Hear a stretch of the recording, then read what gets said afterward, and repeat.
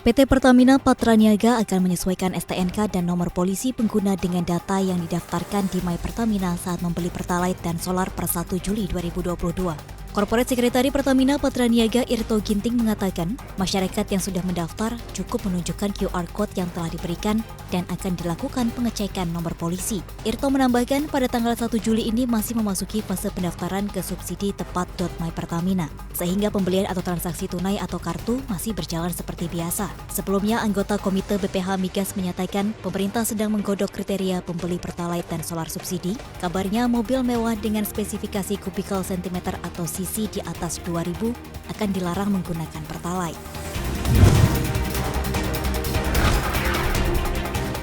Bank Dunia menyarankan pemerintah Indonesia untuk memiliki rencana keluar atau exit plan dalam menghadapi kenaikan harga komoditas energi global. Salah satunya adalah menyesuaikan harga energi di dalam negeri.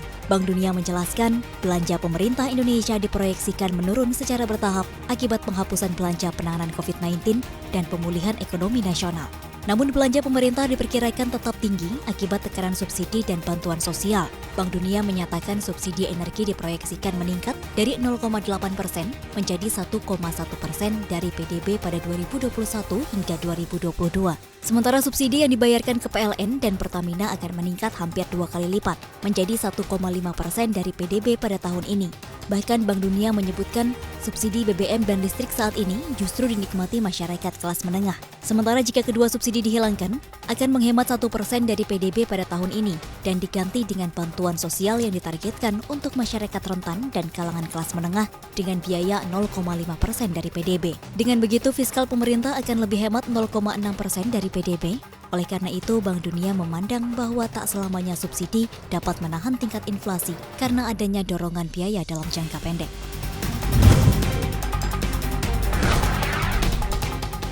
Bursa Efek Indonesia memiliki jajaran direksi anyar. Ini menyusul rapat umum pemegang saham tahunan memutuskan mantan Direktur PT Pertamina, Iman Rahman, sebagai Direktur Utama Bursa Efek Indonesia periode 2022 hingga 2026. Jajaran direksi lain yang disetujui diantaranya IGD Nyoman Yetna Setia sebagai Direktur Penilaian Perusahaan, Irfan Susandi sebagai Direktur Perdagangan dan Pengaturan Anggota Bursa, hingga Risa Evenita Rustam sebagai Direktur Keuangan dan Sumber Daya Manusia. Direktur Utama BI yang baru, Iman Rahman, menargetkan kapitalisasi pasar dapat tembus hingga 13.500 triliun rupiah hingga tahun 2026 mendatang dengan jumlah investor naik lebih dari 2 kali lipat. Selain itu, Iman menyebutkan pihaknya akan melakukan program unggulan yang menjadi indikator peningkatan pengembangan industri pasar modal. Iman menambahkan, direksi baru akan menindaklanjuti capaian direksi periode sebelumnya dan melanjutkan program yang belum tercapai pada periode lalu.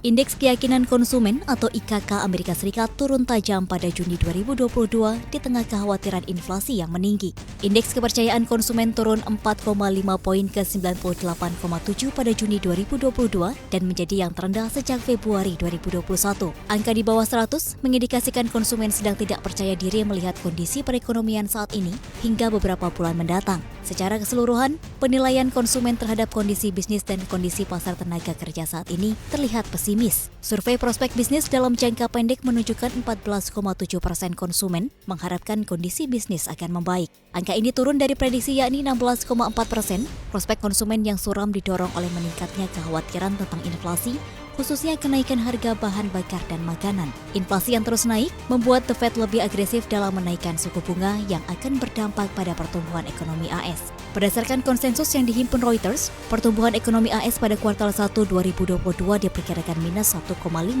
year on year.